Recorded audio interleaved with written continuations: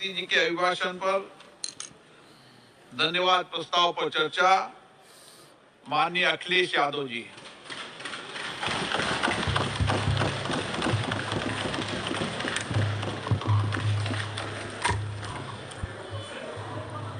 अध्यक्ष महोदय, मैं आपका धन्यवाद देता हूं कि आपने मुझे महामहिम राष्ट्रपति जी के अभिभाषण पे बोलने का मुझे समय दिया है। अध्यक्ष जी, मैं सबसे पहले आपका अभिनंदन एवं अभिवादन करते हुए आग्रह करना चाहूंगा कि मुझे बोलने के लिए जो समय दिया है, मैं उसमें से 2 मिनट का समय महाकुंभ हादसे का शिकार लोगों की आत्मा की शांति के लिए खड़े होकर के मौन रखना चाहूंगा। अगर किसी अन्य को भी सच्चे मन से मृतकों के प्रति सच्चा भाव है तो वो भी हमारे सांसदों के साथ खड़ा होकर के ये मौन श्रद्धांजलि अर्पित कर सकता है। ये माननीय अध्यक्ष महोदय, अगली लाइन ये विषय अध्यक्ष महोदय, आप सीनियर लीडर हैं। अध्यक्ष महोदय, ये अधिकार आपका है, कभी नहीं रही। ये मैंने विषय मेंशन करते हुए भरोसा है, इस विषय पर फोन कर दिया था, इसलिए अध्यक्ष का अधिकार है। हाँ, मैं वही अध्यक्ष महोदय, ये जो बात मैं शुरू कर रहा हूँ, जहाँ मैंने मौन 2 मिनट के लिए श्रद्धांजलि की बात की है, ये अधिकार मेरा नहीं है अध्यक्ष महोदय, ये अधिकार आपका है। मुझे पूरा भरोसा है आप पर कि जब अभिभाषण की चर्चा खत्म हो रही होगी उस समय 2 मिनट का मौन श्रद्धांजलि जरूर दी जाए जो श्रद्धालुओं की जान गई है। नहीं अध्यक्ष महोदय, नहीं अब 1 मिनट अध्यक्ष महोदय, अभी तो अध्यक्ष महोदय मैंने बात शुरू नहीं की है, और जिन लोगों को तकलीफ है और जिनको दुख होना चाहिए उनके बारे में मैं, हालांकि वो बात मैं बाद में कहना चाहता था महाकुंभ के बारे में, लेकिन अध्यक्ष महोदय क्योंकि बहुत सारे माननीय सदस्य ये सुन नहीं सकते हैं, इसलिए मैं बात वहीं से शुरू करता हूं। आप देश के परम अभिभावक होने के नाते हमारा आपसे अनुरोध है कि जहां सरकार बजट के आंकड़े लगातार दे रही है, और जब मैंने अभिभाषण पढ़ा अध्यक्ष महोदय, बहुत सारे आंकड़े सरकार ने दिए हैं, आंकड़े देने से पहले महाकुंभ में मरने वालों के आंकड़े भी दे दें।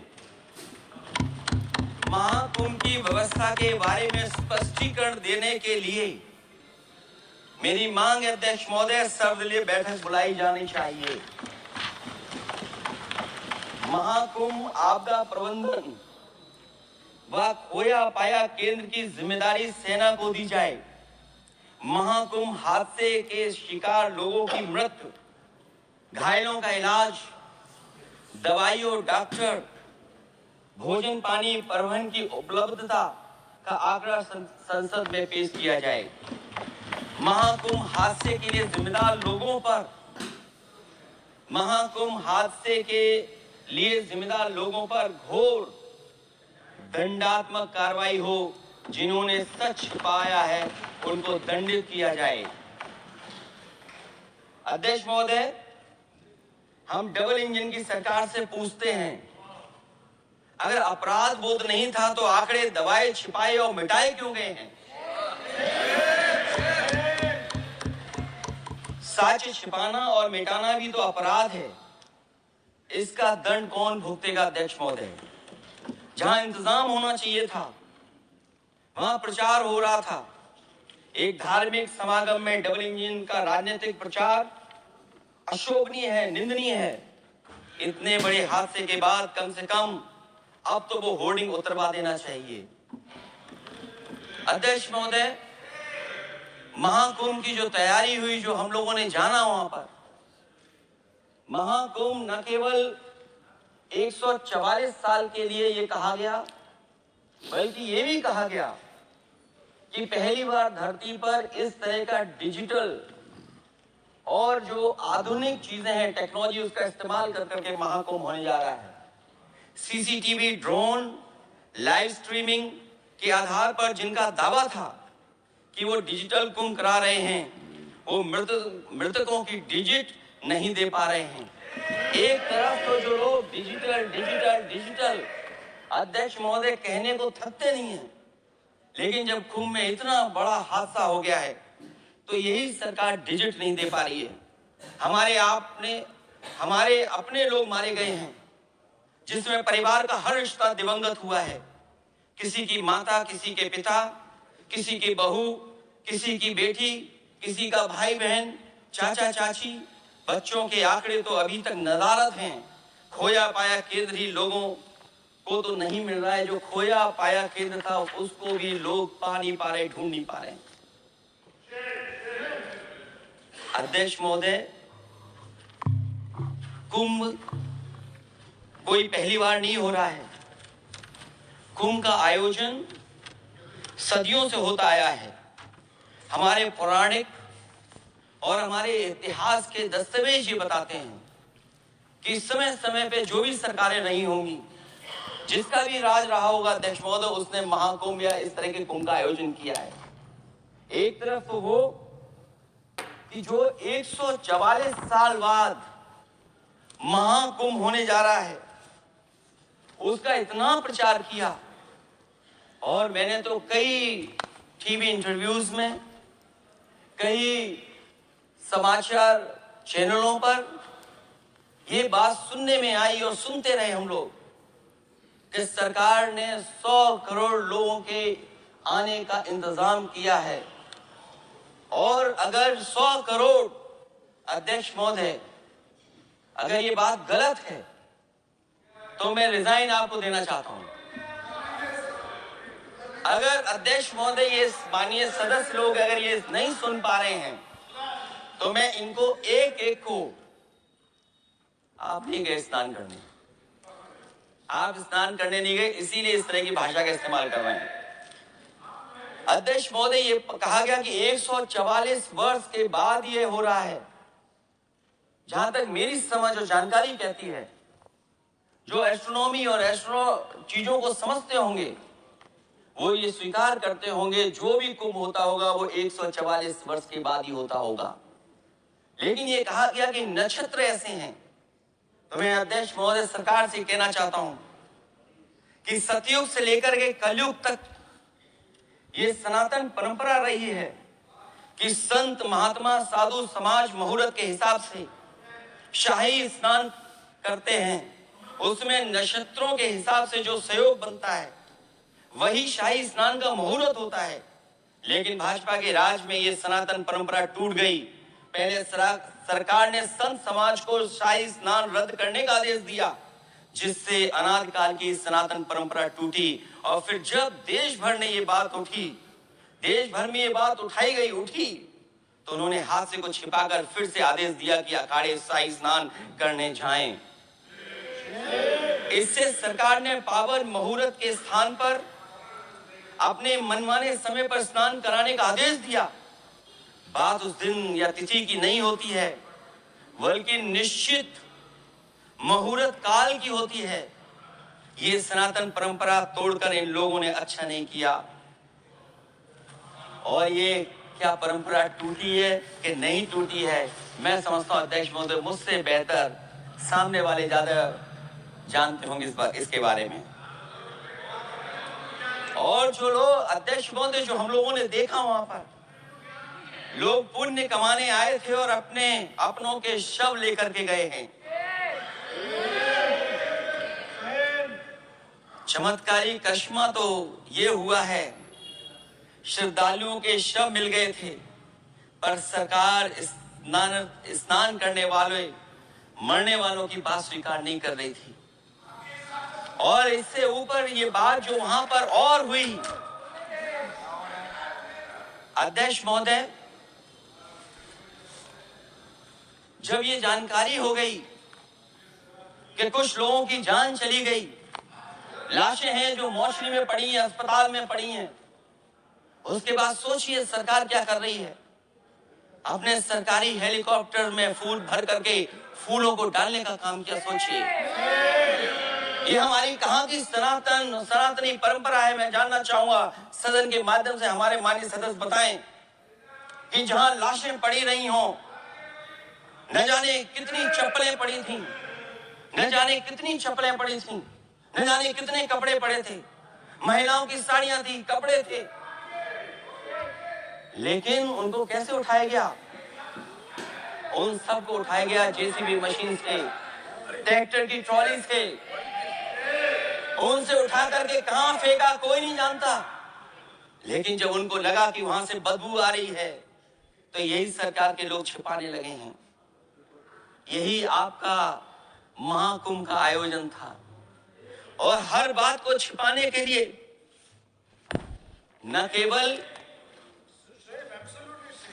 केवल ये लोग मीडिया का सहारा ले रहे हैं, मीडिया का सहारा लेते लेते सुनने में आया है कुछ दबाव और कुछ स्वीटनर भी दिए जा रहे हैं जिससे उनकी खबरें बाहर ना आ जाए।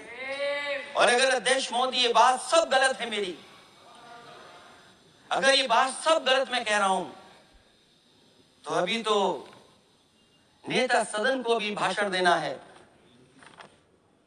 और मैं ये बात और कहना चाहता हूं, आप अपने तरफ से जानकारी कर लीजिएगा। हमारे उत्तर प्रदेश के मुख्यमंत्री जी ने शोक नहीं प्रकट किया था। जब देश की राष्ट्रपति और प्रधानमंत्री जी ने शोक प्रकट किया, उसके बाद 17 घंटे बाद सरकार ने स्वीकार किया। अध्यक्ष मोदी ये वो लोग हैं जो आज भी कोई सच्चाई स्वीकार नहीं कर सकते। इनका रास्ता क्या है मैं नहीं जानता हूं, कहां ले जाना चाहते हैं। लेकिन जब अध्यक्ष महोदय मैंने अभिभाषण पढ़ा है राष्ट्रपति महोदया का, तो वही पुरानी बातें कि 12 करोड़ शौचालय बन गए हैं, 10 करोड़ गैस कनेक्शन हो गए हैं, 80 करोड़ लोगों को राशन दिया जा रहा है, 25 करोड़ लोगों को मिडिल क्लास में शामिल कर दिया गया, न्यू मिडिल क्लास में शामिल कर दिया गया। 80 और 85 को अगर हम जोड़ दें अध्यक्ष महोदय 105 करोड़ हो गए। बच्चों को और जोड़ दें तो सरकार अध्यक्ष महोदय किसके लिए काम कर रही है? किसके लिए काम कर रही है? अगर 80 को राशन दें, 25 को न्यू मिडिल क्लास में जोड़ दें, 105 करोड़ हो गए। और जो बाकी बचे हमारे देश की आबादी जिसको 140 करोड़ बता रहे हैं, उसमें कम से कम बच्चे कुछ तो संख्या होगी, आधी आबादी की संख्या होगी। अगर उसको हम बाहर निकालें तो आगे आज सरकार किसके लिए काम कर रही है? वही बात पुरानी सुनने को मिलती है कि राष्ट्रीय मिलिट्री स्कूल बन गए हैं, राष्ट्रीय मिलिट्री स्कूल जिनमें बालिकाओं की भर्ती शुरू हो गई है। अध्यक्ष महोदय ये एक बता दें जो नया इन्होंने 10 साल के अंदर राष्ट्रीय मिलिट्री स्कूल खोला हो। और कंफ्यूज मत होना, राष्ट्रीय मिलिट्री स्कूल कौन से होते हैं, सैनिक स्कूल कौन से होते हैं, ये कंफ्यूज मत होना। 10 साल में सोचिए अध्यक्ष महोदय, एक भी नया राष्ट्रीय मिलिट्री स्कूल नहीं खोला है। अगर खोला हो तो सरकार जरूर बताए। जो लोग कहते हैं हम ईज ऑफ डूइंग रिसर्च कर रहे हैं, अध्यक्ष महोदय इनकी ईज ऑफ डूइंग रिसर्च हमने देखी है। इनकी ईज ऑफ डूइंग रिसर्च अपनी इमेज चमकाने के लिए और दूसरे की इमेज बर्बाद करने के लिए ईज ऑफ डूइंग रिसर्च चल रही है। ईज ऑफ डूइंग बिजनेस, मैं देखता हूं जहां कहीं भी इन्वेस्टमेंट मीट होती है, देश के सभी मंत्री वहां पहुंच जाते हैं, सरकार के मुखिया भी जाते हैं वहां। मुझे याद है उत्तर प्रदेश में सबसे बड़ा आयोजन हुआ था इन्वेस्टमेंट मीट का। न केवल इन्वेस्टमेंट मीट इन्वेस्टर्स को बुलाया गया था, बल्कि डिफेंस एक्सपो के भी कार्यक्रम कई हुए थे। और अध्यक्ष महोदय भरोसा ये दिलाया गया था कि जो एमओयू हो रहे हैं 40 लाख करोड़ की, उसको जमीन पर उतार लिया जाएगा। मैं इन्हीं डबल इंजन की सरकार से जानना चाहता हूं कि जो 40 लाख करोड़ के एमओयू हुए उसमें कितना जमीन पर ये सरकार उतार पाई। कहीं ऐसा तो नहीं है कि सरकार के डबल इंजन आपस में ही टकरा रहे हों। अब तो जो खबरें हम लोग पढ़ते हैं, न केवल इंजन टकरा रहे हैं अध्यक्ष महोदय, अब तो डब्बे भी टकराने लगे हैं। सुना है क्योंकि दिल्ली में चुनाव है, आप इंजीनियर की डब्बा हैं। ये हमारे पुराने माननीय सदस्य हैं, आप हम एक हैं, बस जगह अलग बदल गई।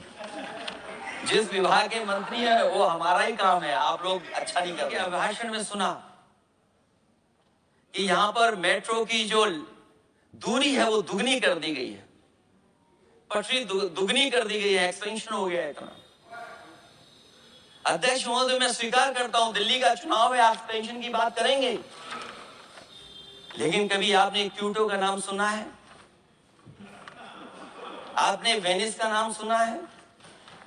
मैं अध्यक्ष महोदय आपके माध्यम से, जिसको क्यूटो बनाने के लिए सपना देखा गया था, 10 साल पूरे हो गए हैं, अभी तक वहां पर मेट्रो की शुरुआत नहीं कर पाए हैं। और अध्यक्ष महोदय, मैं ये बात इसलिए कह रहा हूं, अध्यक्ष महोदय मैं इसलिए बात कह रहा हूं कि जिस समय समाजवादी सरकार थी, जितनी भी मेट्रो आज यूपी में चल रही हैं, सब की सब समाजवादियों की देन है, एक भी आपकी देन नहीं है। और इस समय पर मैं याद करना चाहता हूं, उस समय देश के प्रधानमंत्री मनमोहन सिंह जी को जब मैं पहली बार मुख्यमंत्री बनकर के उनसे मिलने गया था, मैं बहुत सारे उनके काम उत्तर प्रदेश के लेकर के गया था। आज वो हमारे बीच नहीं है, लेकिन कम से कम उन्हें इसी बात से याद कर रहे हैं, जो मैंने काम उस समय दिए थे, एक एक काम उस समय के प्रधानमंत्री जी ने मेरा पूरा कर करके, और उसका परिणाम ये हुआ है अध्यक्ष महोदय, और उसका परिणाम ये हुआ है कि आज उत्तर प्रदेश में जितनी भी मेट्रो चल रही है, चाहे वो लखनऊ की हो, कानपुर की हो, आगरा की हो, नोएडा की हो, ग्रेटर नोएडा को जोड़ रही हो, दिल्ली को जोड़ रही हो। और अध्यक्ष महोदय, जिस समय उद्घाटन हुआ था दिल्ली से नोएडा को जोड़ने वाली मेट्रो का, उस समय देश के प्रधानमंत्री एक विदेश के बहुत बड़े उनके साथ बैठ करके गए थे उद्घाटन करने। वो अगर किसी ने काम किया था पूरा, तो नोएडा अथॉरिटी और समाजवादी सरकार ने, उसमें आपकी देन कोई नहीं थी। ये बात मैं मेट्रो की इसलिए कर रहा हूं कि जो लोग दिल्ली में मेट्रो बना रहे हैं, वो बनारस में मेट्रो क्यों नहीं बना पा रहे? और दिल्ली का विकास अपने आप हो जाएगा, बस ये जो भारतीय जनता पार्टी की दिल्ली वाली सरकार है वो हस्तक्षेप करना बंद कर दे। अध्यक्ष महोदय, रिवर लिंकिंग का कार्यक्रम कुछ दिन पहले प्रधानमंत्री जी ने किया। अध्यक्ष महोदय, मैं आपके माध्यम से, जहां किसानों के लिए एक नई चीज आ रही है, जिससे कि न केवल उनकी खेती बाड़ी बल्कि बहुत सा सुधार दिखाई देगा। खेती बाड़ी को भी पानी मिलेगा, पीने का भी पानी होगा। इंटरलिंकिंग पुरानी योजना है, और मुझे याद है जब पहली बार उसका एमओयू साइन हुआ था, उस समय दोनों प्रदेश के मुख्यमंत्री शामिल थे, लेकिन जब उद्घाटन हुआ है तो दोनों के प्रदेश के मुख्यमंत्री वहां से गायब थे।